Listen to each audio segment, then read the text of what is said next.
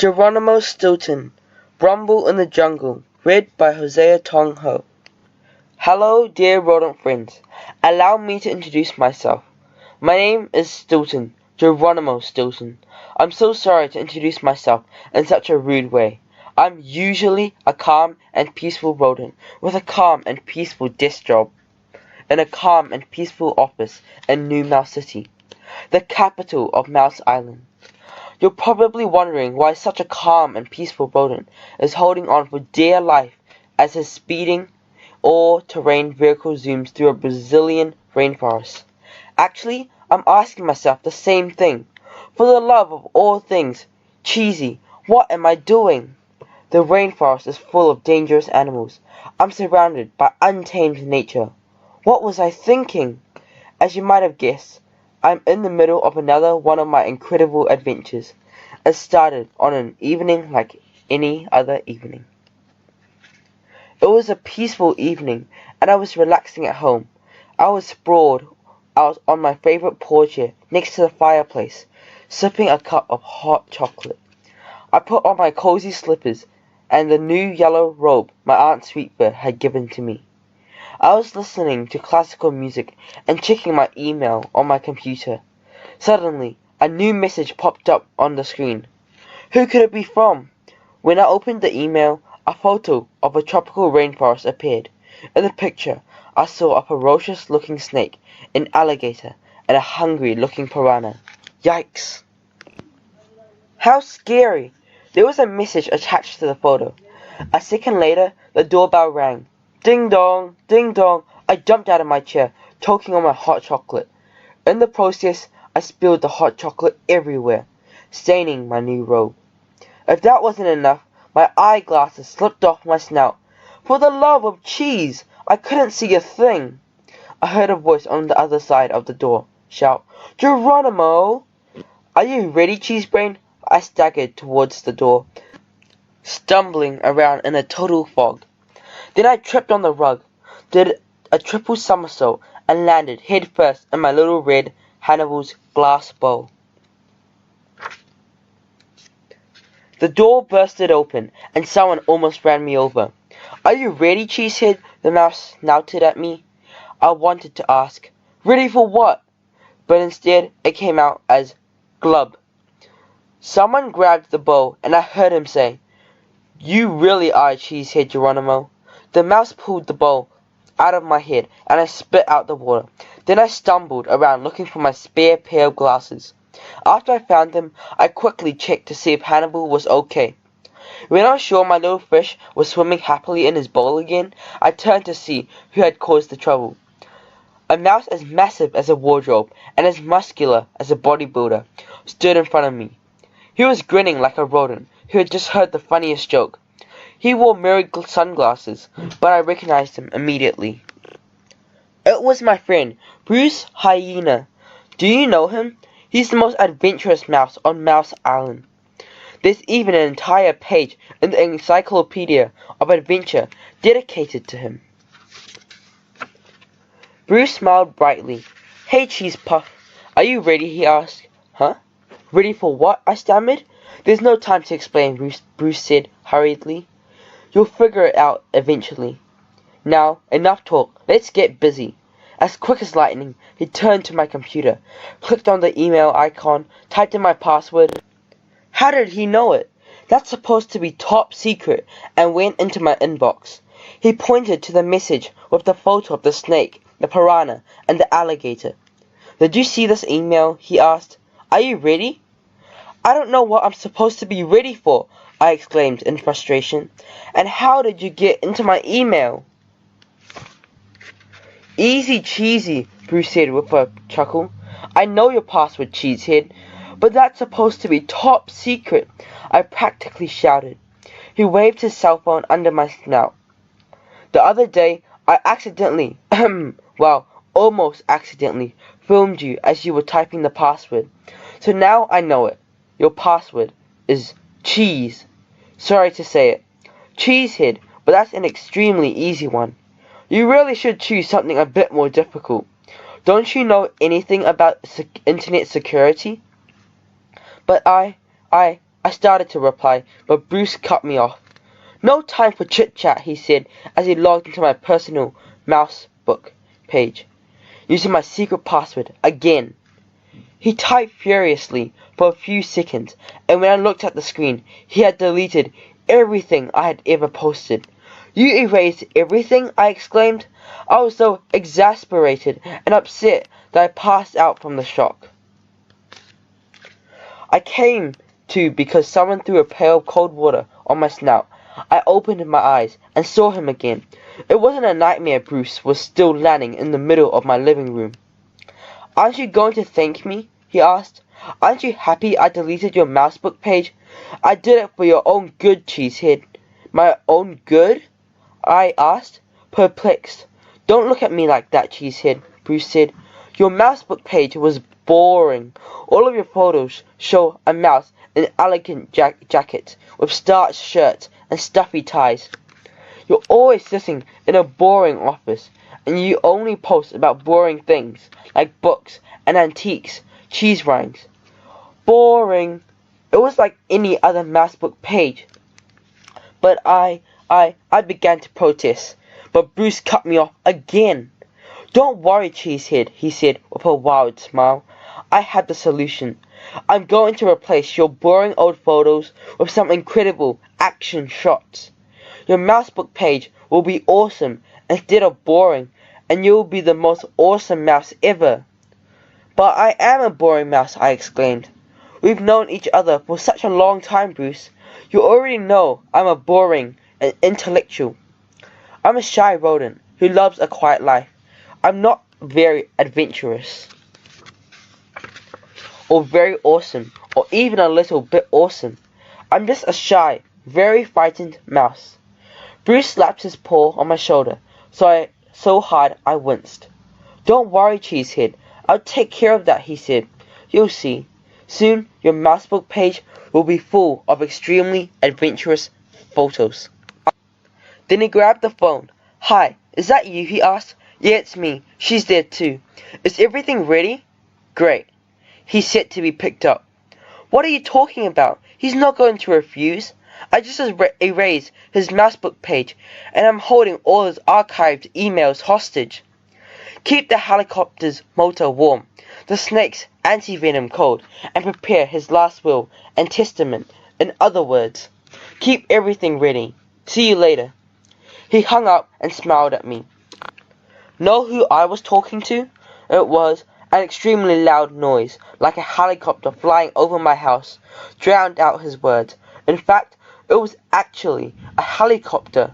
An instant later, someone opened a trapdoor in the attic and came down a rope. Slimy Swiss cheese, a rodent with a bright smile and magnetic jade green eyes, landed in front of me with an agile leap. I recognized him immediately. It was Wild Willie, also known as WW. What was he doing in my living room? I didn't have time to answer my own question, because another rodent with an even brighter smile and penetrating eyes as black as coal landed with a graceful jump at his side. It was his cousin, Maya. I barely knew her. What was happening? Bruce greeted them with vigorous handshakes. "Take lots of photos. Make sure there are lots of adventures, okay?" he told them. "Snakes, alligators, spiders. As long as you're there, scorpions too.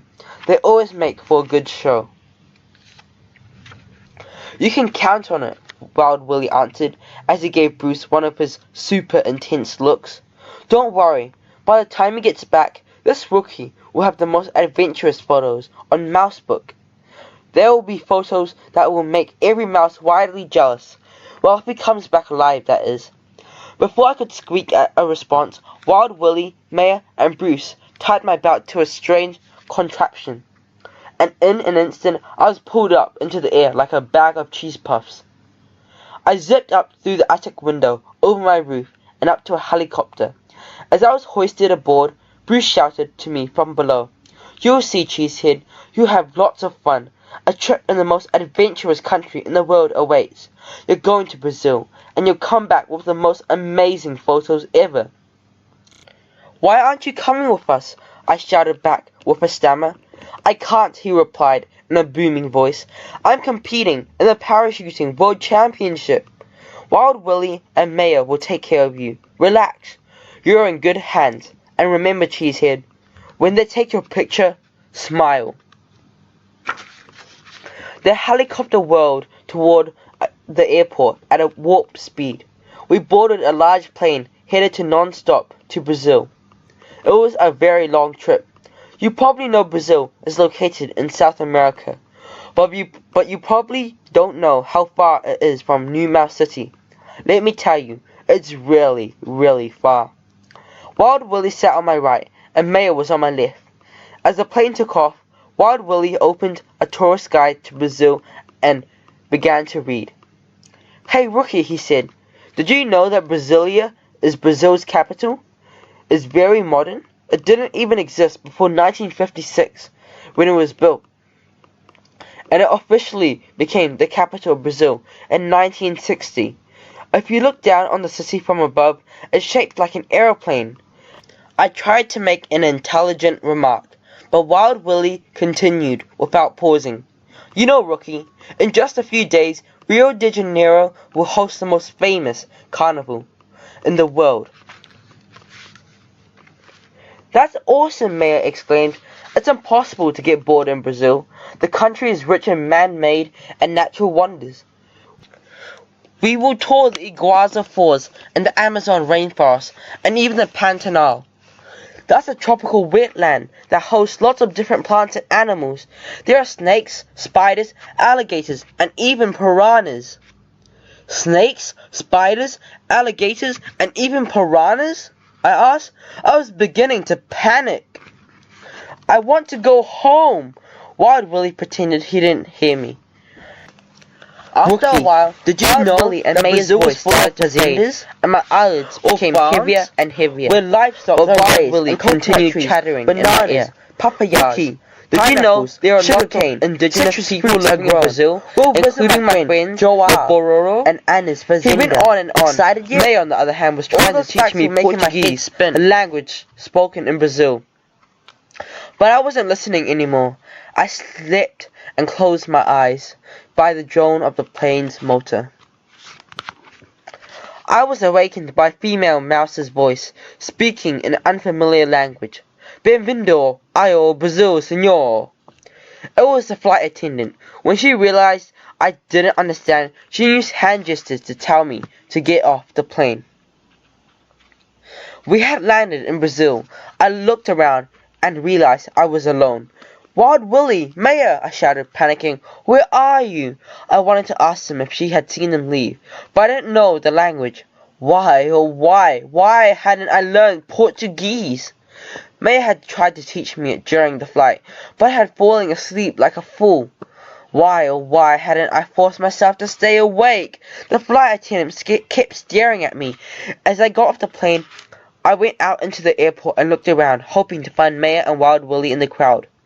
Where had they gone? I couldn't find them anywhere. The airport security guard kept staring at me, so I left the airport and started to walk. I walked and walked. Holy cheese! There was so much to see. Brasilia was truly Marvelous City. I began to search for Wild Willie and Maya in all the public parks, streets, and tourist attractions in Brasilia. I walked through the city far and wide until my paws were so tired and hot they started to smoke. In a final desperate move, I even climbed a very tall television tower, though I have a fear of height, but they weren't there either. With my tails between my legs, I came down the tower feeling dejected and sad. I was a lonely mouse in an unfamiliar city. What was I going to do? Suddenly, my heart jumped. Through the crowd, I thought I saw a rodent with a wide-brimmed hat. Holy cheese! I tried to catch up to the rodent, but I slipped on the wet sidewalk. I slid the entire length of the sidewalk, did a triple somersault through the air, and fell to the ground with a loud thud. An ambulance took me to the hospital. I tried to explain what had happened, but no one could understand me, and I couldn't understand them either. Why, oh why, hadn't I learned Portuguese? After my trip to the hospital, there was one thing I did understand. Although I had sprained a paw, I also was beginning to understand that I was probably not going to find my friends in Brasilia. I remembered they had talked about Rio de Janeiro. Maybe that's where they had headed. I bought a plane ticket and took the first flight to Rio de Janeiro. While I was in the line to board the plane, I had the sensation that I was being followed. How odd. A surprise awaited me in Rio. The carnival had begun. As soon as I got off the plane, I was overwhelmed by a jubilant crowd, singing and dancing. Samba as they followed very bright and cheerful floats moving slowly down the streets. I tried to get away from the crowds, but it was impossible. The dancing rodents dragged me into the thick of things, like a rushing river. At one point, I again had the sensation that I was being followed. In fact, I was positive I felt someone tug my jacket, but when I turned around quickly, I didn't see anything suspicious. After hours and hours in that throng of rodents, I saw a sign for a hotel. I hurried in and tried to get a room for the night, but no one could understand me. And I didn't understand anything either. Why hadn't I learned Portuguese? I was finally able to communicate with gestures. The following morning I went down to the hotel lobby to pay for my room, but when I reached for my credit card, I almost had a heart attack. My wallet was no longer in my pocket. The hotel manager was very annoyed. He grabbed me by the ear and said something to me in Portuguese. Even though I didn't understand the language, I could tell he meant something like this. You wanted to have a vacation for free, huh? Dream on. You're going to pay every cent you owe, penny by penny. The hotel manager passed me over to the cook. The cook didn't need any words to communicate. He just showed me the sink full of dirty dishes. I washed and washed for the entire day, but that wasn't all. I had to unload the luggage and make all the beds. By nightfall, I thought I had paid off my debt. But the best was yet to come. With a big kick under my tail, the cook sent me back to the kitchen. He turned on some lively music and began showing me the steps to samba. Amo dois, amo dois. The cook counted in Portuguese. He made me wiggle and sway over and over again. I couldn't figure out why he wanted me to learn the samba, but I tried my best. Too bad I don't have a sense of rhythm. As far as the wiggle and sway was concerned, no matter how hard I tried, I just couldn't do it. When it comes to dancing, I had two left paws. After what seemed like an eternity, the cook dragged me out of the hotel. A huge carnival float was waiting. Finally, I understood why the cook taught me to samba. I was going to have to ride on the float through one of the carnival parades, dancing the samba the entire time. The cook urged me to get onto the float. What else could I do? So I climbed on board and the float began to move into the crowded streets. I danced the samba as well as I could, but I was still really tired. How embarrassing. The crowd seemed to enjoy my dancing though. They threw coins at me as a tip. What good luck. Maybe now I could pay for my hotel room and get out of Rio. Luckily, it was the last day of the carnival. The following morning at dawn, my debts were paid and I was free to go. I counted the coins I had received for my tips for my terrible samba dancing, and it was enough to buy an airplane ticket. I decided to leave Rio to look for Wild Willie and Maya. In another place they had talked about, the Iguazu Falls, full of hope. I headed to the airport and bought a ticket to Foz do Iguaçu International Airport. Once I arrived there, I boarded an overcrowded bus brimming with tourists. When we finally got to the falls, I was overwhelmed. Holy cheese! What a fabulous sight! The water from the river tumbled down from the incredible heights, forming swirling eddies below. The noise the water made was a deafening roar. I was speechless for an instant. I again had that feeling that I was being watched, and I had distinct impression that someone was following me. But when I looked closely at the tourists around me, everyone looked perfectly normal.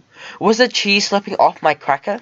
I scrutinized each face in the crowd around the falls, hoping to find Maya and Wild Willie. No luck. I quickly checked the parking lot looking for them. No luck. Then I peeked into every store, coffee shop and souvenir store I could find. and still no luck. I even checked the bathrooms, but there wasn't even the shadow of my two friends. With a sigh, I went back to the pier and walked along the footbridge, where I could admire the falls a bit more closely. I stopped at a lookout point to enjoy the beautiful scenery. I was just squeaking aloud about the falls when someone accidentally bumped into me, and I tumbled into the water. What beautiful waterfalls! The rushing current swept me under the falls. I tried desperately to get to the surface, but as soon as I came up, the enormous swell of the water pushed me right under again, with a tremendous crashing noise. It sounded like thousands of jackhammers drilling at the same time. I finally came to the surface, gasping for air. I found myself in a calm pool at the foot of the falls. I bobbed in the water, looked around, and saw a boat coming closer to rescue me. I was saved! I raised my arms and waved them wildly. I'm alive! I shouted. I'll be fine. Everything is okay. But at that very moment, one of the rescuers threw a lifesaver at me. It hit me on the head so hard it knocked me under the water again. I came up for air and whispered, "Great shot!" Then I fainted. When I came to, I found myself in a hospital. A polite doctor tried to tell me something, but I couldn't understand. Why, oh why hadn't I learnt Portuguese? Through hand gestures, the doctor made me understand I was a very fortunate mouse. I had survived falling over the Iguazu Falls, with only an enormous bump on my head. It could have been much worse. Much, much worse. After a few hours, I was discharged from the hospital, and found myself roaming around the streets alone. I was miserable, and didn't know what to do. Where did Wild Willie and Maya go? Suddenly, I remembered that in the plane they had spoken about the Pantanal, the largest tropical wetland in the world. I even remembered that their friends Joa and Anna lived on a fazenda in the Pantanal. Holy cheese! Why didn't I think of it sooner? Wild Willie and Maya had to go there. I went back to the airport to buy a ticket to Curitiba, the largest city and capital of Mato Grosso, the state where the Pantanal is located. Unfortunately, I didn't have any more cash or my wallet, but I had become so good at making myself understand with hand gestures that I was able to pay for the ticket directly from my bank account. After a scary ride on a shaky plane, I landed in Curitiba. As soon as I got out of the airport, I was immediately surrounded by a group of rodents vying to be my tour guide. Unfortunately, since all of my cash was gone, I had to settle for a lift on a truck packed with sheep. And the ride wasn't even free. I had to pay for it with my watch. The stinky truck full of sheep bounced along the Transpantaneira, the long dirt road that crossed the Pantanal. The stench was atrocious. After a couple of miles, the truck driver stopped and made me get off. Using hand gestures, he made me understand that he arrived at his destination, so I had to proceed on pause. I had tried to complain, but he didn't understand me. Why oh why hadn't I learnt Portuguese?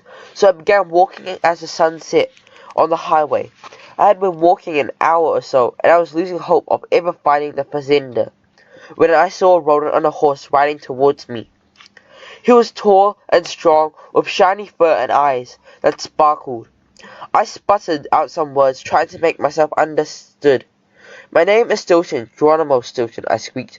"Fazenda, Jaoa, Anna." He laughed loudly and pointed to himself. "Thiago," but by gestures, I understand he was one of Joa and Anna's friends. He also lived at the fazenda. What good luck! After all my adventures, I couldn't believe my good fortune. Finally, something on this trip was going right. Thiago helped me up onto the horse behind him, and together we rode to Joa and Anna's place. When I was introduced to Anna, I was delighted to find she spoke English. I was finally able to speak with someone for some news about Wild Willie and Maya. But to my dismay, my friends were not at the fazenda, and Joa and Anna hadn't heard from them either. I was so depressed. I could have cried. Anna understood immediately and tried to cheer me up by offering a delicious treat. She had prepared it with her own hands. The whisker-looking good pudding immediately put me in a good mood. Geronimo, why don't you stay here for a couple of days and rest? Anna asked as I ate the manja branco. You could give us a hand with the chores on the fazenda, and while you're at it, you could also learn a little Portuguese. I'd be happy to teach you, and the fresh air and healthy living will be good for you. I gladly accepted the invitation. Thank you, I told Anna. Actually, I'm very tired, and I really must learn some Portuguese. And yes, I'm sure the fresh air will be good for me. But as usual, I didn't know what I was in for. At the fazenda, I learned to appreciate the hard work that goes into farming, and the beauty of the countryside as well. Thanks to Anna, I finally learned a little Portuguese. I felt so much more confident. Armed with this knowledge, I was ready to start off again in the search of Wild Willie and Maya. Anna and Tiago suggested I look for them in the rural villages in the heart of the Pantanal. I told Anna I wanted to leave the next day. Before you go, we would like to take you to a restaurant, she told me. What do you want to eat? Well, how about some local food, I suggested. Anna and Tiago exchanged an odd look. Are you sure? I asked. Do you really want to taste local food? I was puzzled. Of course, I replied. Why wouldn't I? They both cheered happily. Then vamos, Tiago exclaimed. Then they jumped into their all-terrain vehicle, as if they were being chased. I still had my paw on the door handle when Anna shifted into gear and took off like a rocket. I clung desperately to the handle as we sped off. I opened my mouth to yell, but a mosquito flew in my mouth, and I started coughing. Anna's vehicle zoomed down the dirt road, which was a nightmare of potholes and mud puddles. Holy Swiss cheese! I could hear her laughter through the window. I love to drive on dirt roads, Anna squeaked cheerfully. Vamos! The radio was blasting samba music, and the car seemed to sway to rhythm. I was finally spotted the restaurant. Phew! Anna abruptly stopped in front of it. I flew off the handle of the car, straight into a signpost. I hit it with a loud thud. When I climbed down from the signpost, I realized it read, Beware, it bites. I didn't have time to ask for an explanation, because a short rodent with shiny old whiskers pushed me inside the restaurant. It was Anton Chefrat, the owner. I noticed he surreptitiously winked at Anna, and she winked back. Then looked me up and down and turned to Tiago. He mumbled. Do you think he can? He's got to, Tiago answered. Anton Chefrat shrugged and mumbled. We'll see.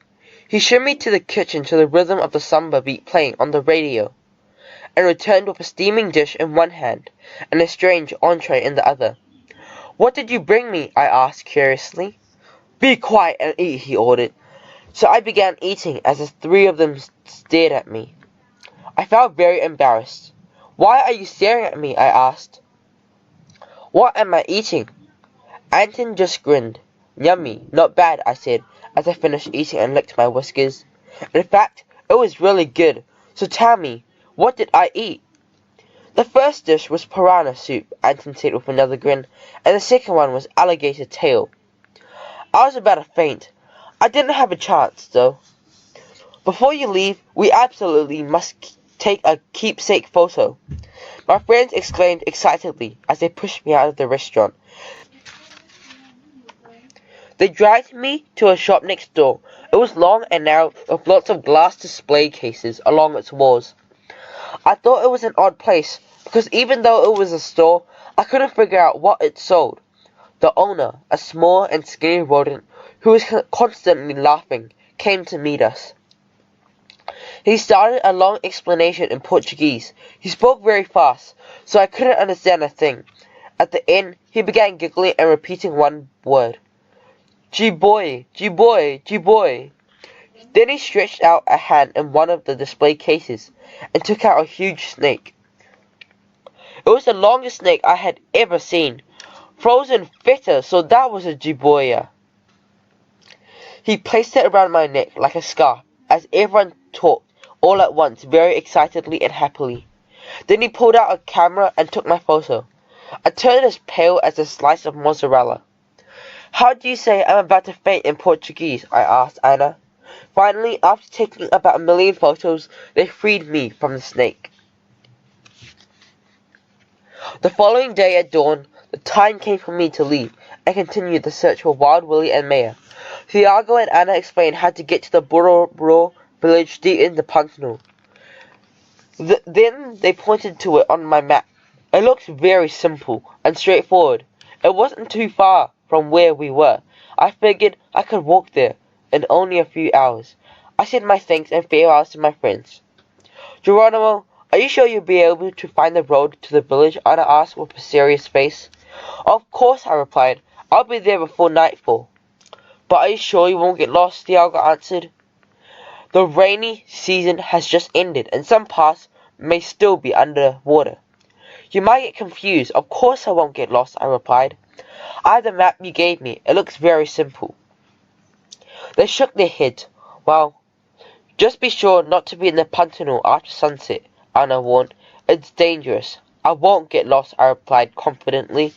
"I'm very confident." I said goodbye and walked boldly down the path leading into the Pantanal. I had really become an adventurous mouse. Wild Willie and Maya would be so proud of me. I entered the forest, and every so often I stopped to check the road on the map. There were all sorts of amazing multicolored birds all around me. I decided to take a few photos to show my dear nephew Benjamin when I got home. I was so taken by everything that I didn't notice the sun beginning to set. In no time at all, I found myself alone in the dark in the heart of the forest. It was exactly what Anna had told me to avoid. Only then did I understand how foolish I had been. I had been overconfident in my abilities. I hadn't listened to those who loved me and had tried to warn me. As it got darker, terrifying sounds filled the night air. I took refuge under a tree and began to sob. "I got lost," I wailed. "I'm alone. I'm so foolish." It was useless. No one could hear me. I would have to spend the night alone in the wild forest. But then a second later, the foliage around the tree parted. A tiny face with a curious expression peeked out from between the two leaves. The face belonged to a tiny mouselet. She wore a necklace of shiny red and black berries, and multicolored feathers were woven throughout her fur. Her bright eyes peered at me with a sincere and honest gaze. She spoke to me in a language I didn't understand. When she saw my puzzled expression, she repeated it in Portuguese, and I understood. "My name is Colibri," I smiled and replied in Portuguese. "O meu nome é Stilton, Geronimo Stilton." Anna's lessons sure had come in handy. Colibri smiled again and invited me to follow her. She started down a long path that took us deeper into the forest. We walked through the dense foliage by the light of the moon as my new friend proudly explained the secrets of the extraordinary natural habitat. We walked and walked until we came to a small village in a clearing. It was very quiet, and everyone was sleeping peacefully. "Come out, everybody!" Colibri suddenly shouted. "Geronimo has arrived!" Sleepy mice began to emerge from the leaf-woven huts. They looked at me curiously. I noticed they were either very young or very old. How odd. Well, where were the adult rodents of the village? A wise-looking elderly rodent came towards me. "We have been waiting for you, Geronimo," he exclaimed. "You were waiting for me?" I asked. I was very surprised. "Really? Why?" "We have been waiting for you," he repeated. "You are Geronimo, Wild Willie's friend, correct?" "Is Wild Willie here?" I asked excitedly. "No, but several days ago, I received a letter from him saying you'd come to help us," he told me. "That's why we've been waiting for you." I was puzzled. How could I help these mice? I asked for an explanation. The old rodent led me to a spring of clear water and began his story. "Our people have lived in peace since the dawn of time, and since the dawn of our time, our people have guarded our most precious treasure, the heart of light. It is a crystal shaped like a heart that emits the purest and most marvelous light. Unfortunately, news of this wonderful crystal reached the ears of Jake Darkmouse. He's a dishonest rodent who's the leader of a band of ruffians. He and the scoundrels who work for him chop down trees in the forest to sell the wood. They replace nature with concrete streets and buildings. What happened to the Heart of Light? I asked anxiously. One sad day, Jake Darkmouse came and asked to buy the crystal. He wanted to break it into pieces to make souvenirs for tourists. We refused to sell it to him because the Heart of Light is part of our traditions. Jake Darkmouse didn't give up. The rodent continued with tears in his eyes. One night, he and his thugs arrived with an enormous helicopter and they stole the crystal. They captured the rodents of the village who were trying to defend the Heart of Light.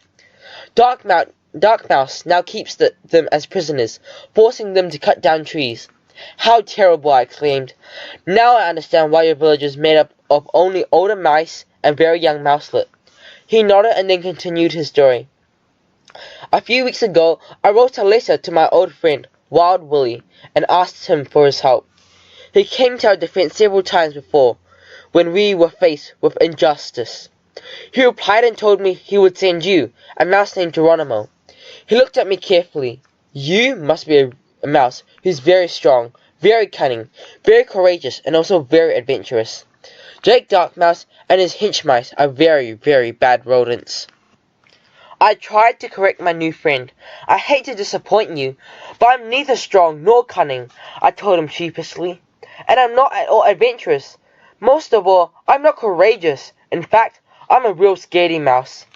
Don't be so modest, answered the elderly mouse. Wild Willie told us you would deny it. But I know the truth. He winked at me. I know you're the boldest, bravest mouse on earth. What could I do? He didn't believe me. The rodent called Colibri over, and she showed me to an empty hut and wished me a good night. Unfortunately, it was not a good night at all. It was the custom of the rodents in the village to sleep in hammocks. But when I tried to lay in mine, it flipped upside down. I fell and bruised my tail. Only after painful tries did I finally figure it out and how it worked. In fact, once I got the hang of it, it was very comfortable. But unfortunately, I still couldn't sleep. I kept thinking of what the wise old mouse had said. I couldn't understand why Wild Willie had told him I was courageous. But I had to help my new friends. I was their last hope, and I couldn't disappoint them. At dawn, I gathered up my courage, said my goodbyes, and headed in search of Jake Darkmouse and the Heart of Light. Before leaving, I took Colibri aside. I'll do the best I can, but I'm not sure I'll succeed, I whispered to her. You've got to know I'm not what you think I am. I'm just an ordinary mouse. She smiled at me. Here's my advice, she said. Have faith. You'll see that the forest always helps those who defend her. With those words in my heart, I entered the forest alone. I roamed for 3 days but found nothing. I got more tired and hopeless as I went. Then I remembered Colibri's advice. I could use some help, I whispered. Nothing happened. So I raised my voice and repeated myself. I could use some help, I said. When nothing happened, I screamed as loud as I could. I really need help. Please help me! An instant later, something tugged on my sleeve. I turned and saw a monkey. It seemed to be pointing to a path in the forest. Amazed, I began to walk along the path. When I came to a crossroad, I saw a tapir. It seemed to be pointing to the left with its snout, so I turned to the left. After walking a bit further, I was sure I was lost. But then I saw a multicolored butterfly swooping close. It fluttered its wings and moved towards the road. I began walking down the road, and a yellow armadillo crossed in front of me, forcing me to veer right. Then a jaguar appeared before me and gave me a huge slap with its paw, putting me back on the right track. I continued on until sunset, when I heard a tremendous metallic noise. I hid in the shrubs and peeked out into a clearing. I gasped. I was speechless. Bulldozers and tractors were uprooting trees. An enormous glimmering crystal sat in the center of the clearing. Suddenly, a large parrot landed on a branch above my head. Then it disappeared into the forest. I was left hidden into the foliage, unsure of what I should do. I peered into the clearing again and singled out the mouse who seemed to be the boss. It had to be Jake Darkmouse. Holy cheese, I was scared, just looking at him. Then he spoke. I am personally going to be the first to break this huge crystal, he said loudly. I'll use the first piece to make myself a souvenir keychain. He.